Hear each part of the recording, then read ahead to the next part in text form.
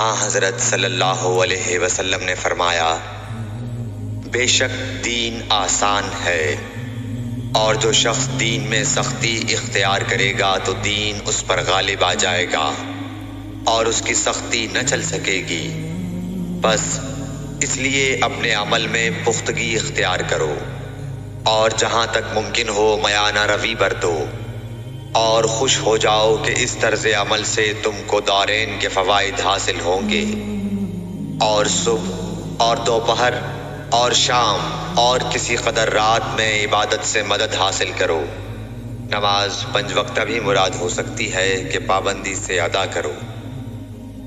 صحیح بخاری حدیث نمبر 39۔